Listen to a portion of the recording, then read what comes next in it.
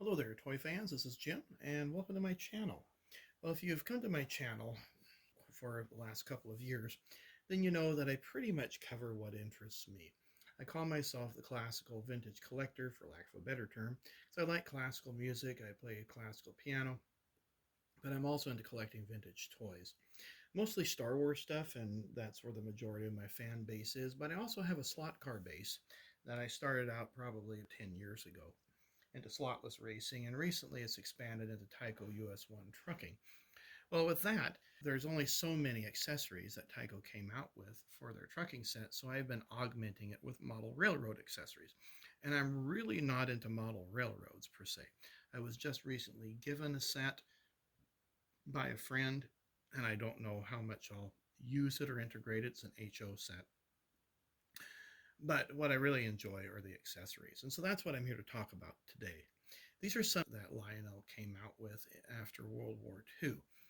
And I'm trying to find a way to integrate these into like the G.I. Joe type that Tyco produced. I think it was 1985 that they did the G.I. Joe thing. I have the missile base. I don't have the official missile, but the Lionel missile does work on the missile base. I've gotten it to load. So the different sets here, I'm getting ahead of myself, different sets that we have here. This is number 470, the missile base. This is number 443, the ammo dump. And this is number 448, the missile range. Now, this came on a train car, and this also came on a train car, as well as the individual bases that you see here. Since I'm not really into trains, I wanted the bases. The ammo dump not only was sold individually, but also came with number 470, which is why I have this displayed. But when I purchased these two, they came as a unit, and the deal was pretty good. It wasn't a steal, but it was a decent deal for what I got.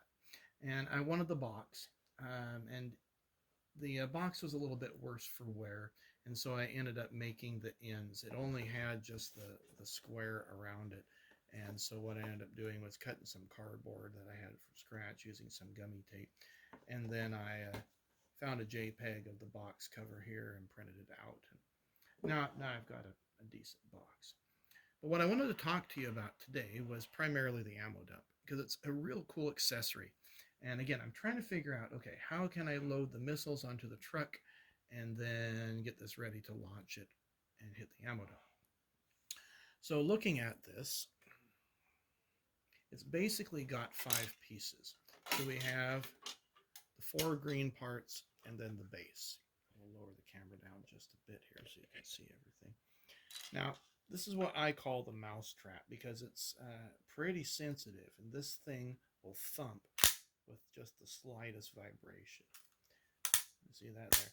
It won't hurt your finger and break your finger like a mouse trap will, but it'll give you a pretty good whomp if you get your finger under it.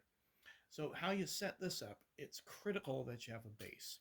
Now, this isn't my idea, but I was thinking as I was trying to put this on the carpet and it kept exploding and I couldn't get it to set. I went online and found a website that talks about the strategies when setting up your railroad set, and the guy mentioned putting it on a base. And I thought, okay, I'll do that. And so I had some of this fiberboard left over from some projects, and it was perfect size, so I wasn't like on a 2x4 and stick it in. So it'll stick in the box. So here's the strategy to setting this thing up. Once you get it on a board, by the way, I ground down the screws. Okay, you put this arm in here to the latch, and then you put the safety on. And you can put that in as far in or as far out as you like, but having the safety on is critical. Now the next thing is you want to put on the sides. Call them the ends, the sides, whatever you want.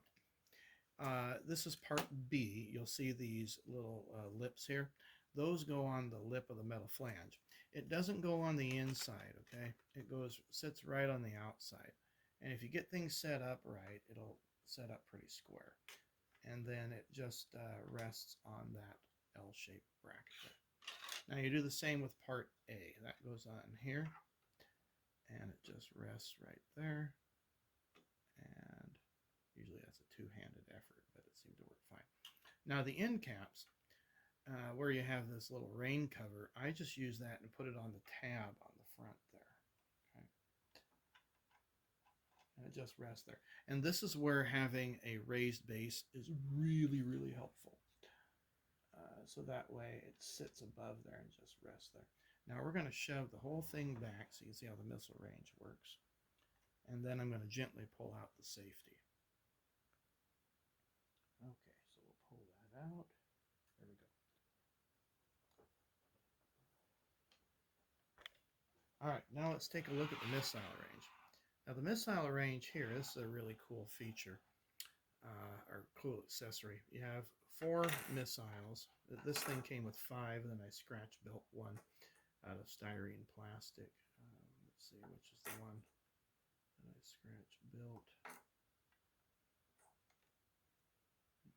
This is the one that I repaired, kind of. Oh, this is the scratch built one right here. You can tell because it's melted plastic up there. So anyway, you have these 4 levers, and there you go. And then this gear here that rotates. You just basically rest your missile on the top. Each one of these is weighted with steel. I didn't have any steel, so I ended up using some copper pipe to weight it. And it came with this moss. That's pretty standard, but I guess it's hard to find. All right, now what we're going to do is we're going to see how the missile range works with that. And hopefully I won't overshoot it.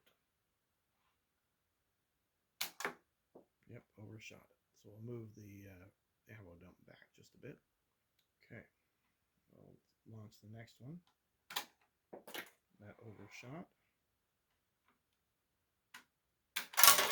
And boom, there we go. Now you can see how the ammo dump works. And I still had one more missile to go.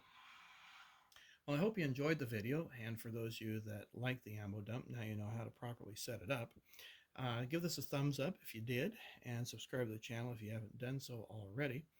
And let me know in your thoughts, how I can integrate this into the set. I need to figure out some sort of trailer, and I've been looking at 1/72 trailers and that kind of thing to be able to haul those missiles. We'll see you on a future video. Take care.